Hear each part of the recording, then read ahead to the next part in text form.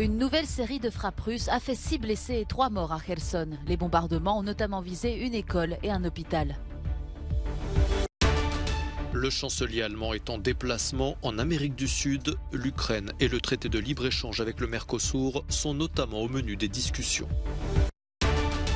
En Espagne, le système de santé publique mis à mal par la pandémie de Covid-19, de plus en plus d'Espagnols se tournent vers le secteur privé.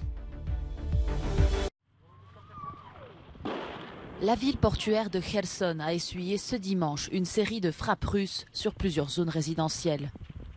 Les autorités parlent de ciblage délibéré et affirment qu'un hôpital et une école ont été touchés. 3 personnes ont été retrouvées mortes, mais le bilan pourrait augmenter dans les prochaines heures. Le président ukrainien a dénoncé ces bombardements dans sa dernière allocution quotidienne. Aujourd'hui, l'armée russe a bombardé atrocement Kherson toute la journée.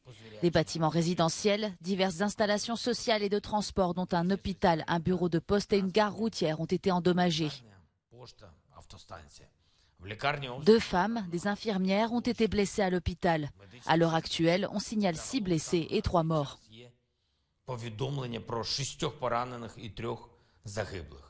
Le ministère russe de la Défense a affirmé que le bombardement avait détruit 2 systèmes radars de fabrication américaine, ainsi qu'un dépôt de munitions d'artillerie. La présidente de la Commission européenne, Ursula von der Leyen, a déclaré que l'Ukraine bénéficiait du soutien inconditionnel de ses alliés et devait l'emporter contre les attaques russes pour défendre les valeurs européennes. Un sujet qui sera au centre des discussions du sommet entre l'Union européenne et l'Ukraine la semaine prochaine. Lors de son déplacement au Chili, le chancelier allemand Olaf Scholz a réaffirmé ce dimanche que l'Allemagne ne permettra pas que la guerre en Ukraine se transforme en conflit entre la Russie et l'OTAN et que Berlin, tout comme Washington, se refuse à envoyer des troupes en Ukraine. Depuis le palais présidentiel de la Moneda à Santiago, Olaf Scholz et le président chilien Gabriel Boric ont également annoncé que l'ancienne Colonia Dignidad serait transformée en lieu de mémoire. Cette enclave allemande, créée au Chili par l'ancien caporal nazi et pédocriminel Paul Schaeffer, a notamment servi de centre de torture durant la dictature militaire d'Augusto Pinochet. La veille, le chancelier allemand a fait étape en Argentine. Berlin et Buenos Aires souhaitent une conclusion rapide du traité de libre-échange entre l'Union européenne et le Mercosur. Cet accord de libre-échange jamais ratifié du fait notamment d'inquiétudes sur la politique environnementale de l'ancien président brésilien d'extrême droite Jair Bolsonaro sera également à l'agenda du déplacement d'Olaf Scholz au Brésil à partir de ce lundi et de sa rencontre avec Lula. C'est une des mesures fortes promises par Benyamin Netanyahou envers ceux que le gouvernement considère comme des terroristes ou des soutiens de terroristes. Des soldats israéliens ont bouclé la maison familiale du Palestinien de 21 ans qui a tué 7 personnes près d'une synagogue à Jérusalem-Est. Le bâtiment doit être prochainement démoli dans le cadre des nouvelles mesures gouvernementales visant à révoquer les droits des proches des agresseurs. Le cabinet de sécurité israélien a également décidé de faciliter l'obtention de permis de port d'armes. Nous étendons et accélérons la délivrance de licences d'armes à feu pour des milliers de citoyens israéliens, y compris les services d'urgence.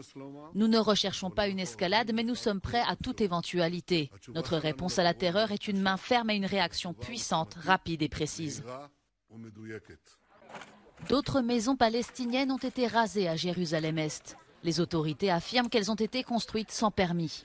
Pour Israël, la démolition des maisons de Palestiniens accusées d'attaque a un effet dissuasif. Mais les détracteurs de cette pratique la dénoncent comme un châtiment collectif, ciblant en particulier les Palestiniens ayant la nationalité israélienne.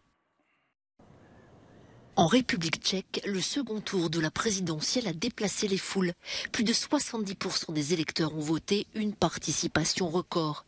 Petr Pavel, vainqueur de la présidentielle, a obtenu près d'1 million de voix de plus que son adversaire, l'ancien Premier ministre populiste Andrej Babiš. Et c'est à Prague qu'il a fait le plein de voix, 76% des suffrages contre 58% au niveau national.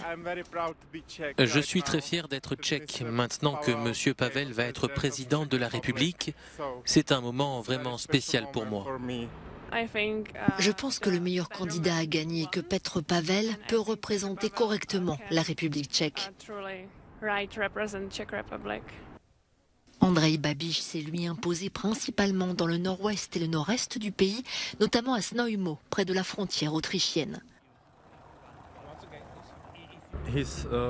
Son parti avait remporté les élections locales, ce qui est la principale raison pour laquelle Babiš a pu gagner ici. Si nous regardons les résultats de cette élection, nous voyons qu'il a gagné dans les petites villes et villages. Et Znojmo est une petite ville. Andrej Babiš entretient une relation de longue date avec le Premier ministre hongrois Viktor Orban et il existe des similitudes dans leur politique. Tout comme Viktor Orban l'année dernière, Andrej Babiš a accusé son adversaire pendant la campagne d'être pro-guerre. Mais cela ne lui a pas suffi pour gagner. La grande question est maintenant de savoir si Andrej Babiš a encore un avenir politique dans le pays.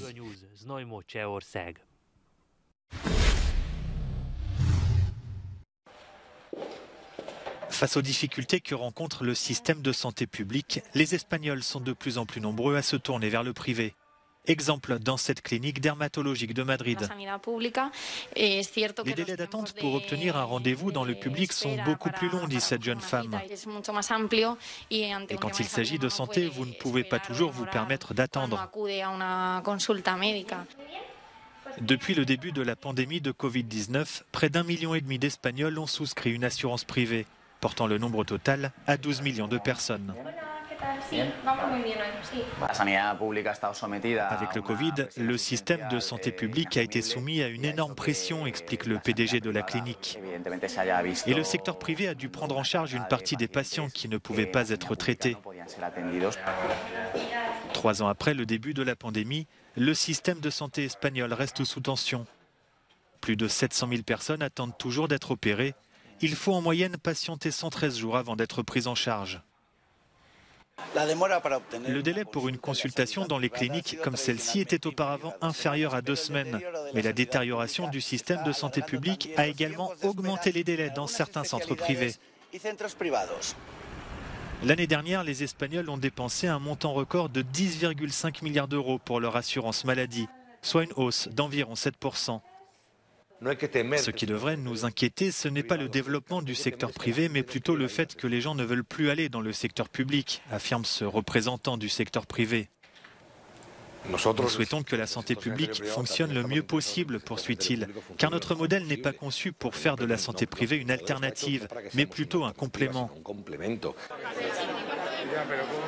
En Espagne, professionnels du secteur et citoyens se battent pour sauver un modèle de santé qui reste un pilier fondamental de l'État-providence.